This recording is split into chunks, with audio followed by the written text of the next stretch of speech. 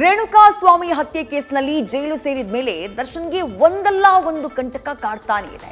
ಕಾನೂನಿನ ಕುಣಿಕೆ, ಮನೆ ಒತ್ತುವರಿಯಿಂದ ಹಿಡಿದು ತಿನ್ನೋ ಫುಡ್ವರೆಗೂ ಎಲ್ಲವೂ ವಿಷಮ ಸ್ಥಿತಿಗೆ ತಳ್ಳಿದೆ. ಈ ನಡುವೆ ತನ್ನಿಷ್ಟದಂತೆ ಸಿನಿಮಾ ಮಾಡೋಕ್ಕೂ ದಾಸನಿಗೆ ಇನ್ಮೇಲೆ ಪರ್ಮಿಷನ್ ಇರಲ್ಲ. ದರ್ಶನ್ ಪಾಸ್ಪೋರ್ಟ್ ರದ್ದಿಗೆ ಪೊಲೀಸರು ಮನವಿಯನ್ನ ಸಲ್ಲಿಸಿದ್ದು ಫಾರಿನ್ ಟ್ರಿಪ್ ಶೂಟಿಂಗ್ಗೆ ಬ್ರೇಕ್ ಬೀಳುವಂತಹ ಸಾಧ್ಯತೆ ಹೆಚ್ಚಾಗಿದೆ.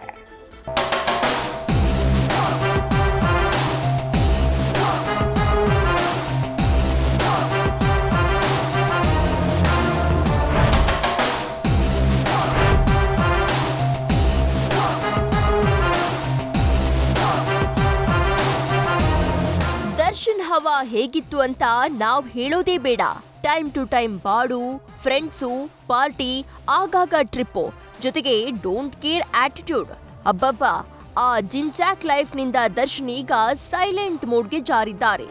ಅದಕ್ಕೆ ಕಾರಣ ಬೇರೆ ಏನೂ ಅಲ್ಲ, ಎಲ್ರ ಕಾಲ ಎಳಿತದೆ ಕಾಲ.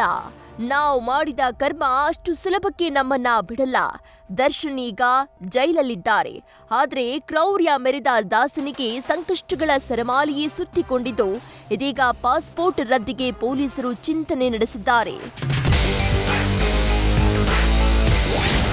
ದತ್ತ ಆಸ್ಟ್ರೇಲಿಯಾ, ಯಜಮಾನ ಸ್ವೀಡನ್, ಭೂಪತಿ ಸ್ವಿಟ್ಜರ್ಲ್ಯಾಂಡ್.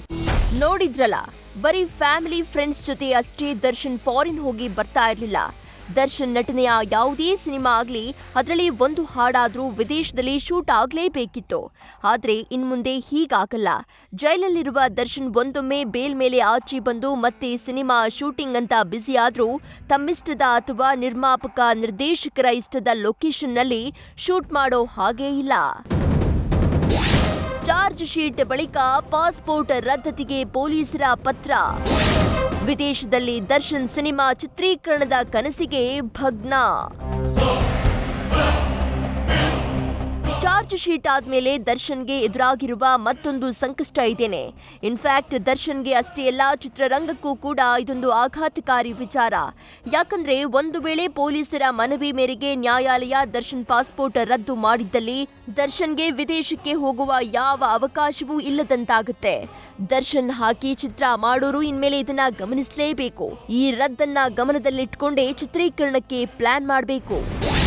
ಕೊಲೆ ಆರೋಪಿ ಹಾಗೂ ಪ್ರಭಾವಿಯಾಗಿರುವ ನಟ ದರ್ಶನ್ ಎಷ್ಟೇ ಪ್ರಭಾವಿಯಾಗಿದ್ರೂ, ಗಣ್ಯನಾಗಿದ್ರೂ ಪೊಲೀಸ್ ಕಾನೂನಿಗೆ ಆತ ಆರೋಪಿಯೇ. ಇದರಿಂದ ಆರೋಪಿ ಪರಾರಿಯಾಗದಂತೆ ನೋಡಿಕೊಳ್ಳೋದು ಅಗತ್ಯ.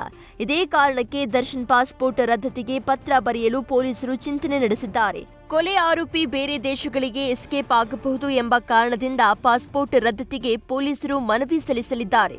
ಕೃತ್ಯವನ್ನ ಎಸಗಿರುವ ವ್ಯಕ್ತಿ ಬೇರೆ ದೇಶಗಳಿಗೆ ಪರಾರಿಯಾಗದಂತೆ ನೋಡಿಕೊಳ್ಳಬೇಕಿದೆ. ಹೀಗಾಗಿ ಪಾಸ್ಪೋರ್ಟ್ ರದ್ದು ಬಳಿಕ ಸ್ವದೇಶದಲ್ಲಿ ದರ್ಶನ್ ಚಿತ್ರೀಕರಣ ಮಾಡಬೇಕಿದೆ. ಸದ್ಯ ವಿದೇಶದಲ್ಲಿ ಚಿತ್ರೀಕರಣ ಮಾಡುವ ಟ್ರೆಂಡ್ ಇದೆ. ಪೂರ್ತಿಯಾಗದೇ ಇದ್ರೂ ಒಂದು ಹಾಡನ್ನಾದ್ರೂ ವಿದೇಶದಲ್ಲಿ ಚಿತ್ರೀಕರಣ ಮಾಡುವ ಟ್ರೆಂಡ್ ಸೃಷ್ಟಿಯಾಗಿದೆ. ಆದ್ರೆ ಮುಂದಿನ ದಿನಗಳಲ್ಲಿ ದರ್ಶನ್ ವಿದೇಶಿ ಚಿತ್ರೀಕರಣ ಮಾಡಿದ್ರೆ ಅದಕ್ಕೆ ನ್ಯಾಯಾಲಯದ ಅನುಮತಿ ಅಗತ್ಯ. ನ್ಯಾಯಾಲಯ ಅನುಮತಿ ನೀಡಿದ್ರೆ ಮಾತ್ರ ವಿದೇಶಕ್ಕೆ ತೆರಳಬಹುದು. ಆದ್ರೆ ಪಾಸ್ಪೋರ್ಟ್ ರದ್ದು ಮಾಡಿದ್ರೆ ವಿದೇಶಿ ಕನಸು ಭಗ್ನವಾಗುವ ಸಾಧ್ಯತೆ ಇದೆ. ಒಟ್ನಲ್ಲಿ ಅತ್ತ ದರ್ಶನ್ ಪಾಸ್ಪೋರ್ಟ್ ರದ್ದು ಮಾಡಲು ಪೊಲೀಸರು ಮನವಿ ಸಲ್ಲಿಸುವ ಚಿಂತನೆಯಲ್ಲಿದ್ರೆ, ಇತ್ತ ಪಂಜರದ ಗಿಣಿಯಾಗಿರುವ ದರ್ಶನ್ಗೆ ಕಾರಾಗೃಹದಿಂದ ರಿಲೀಫ್ ಸಿಕ್ಕರೂ ಮೊದಲಿನಂತೆ ಫ್ರೀಡಂ ಸಿಗಲ್ಲ ಅನ್ನೋದು ಪಕ್ಕಾ ಎನ್ನುವಂತಾಗಿದೆ.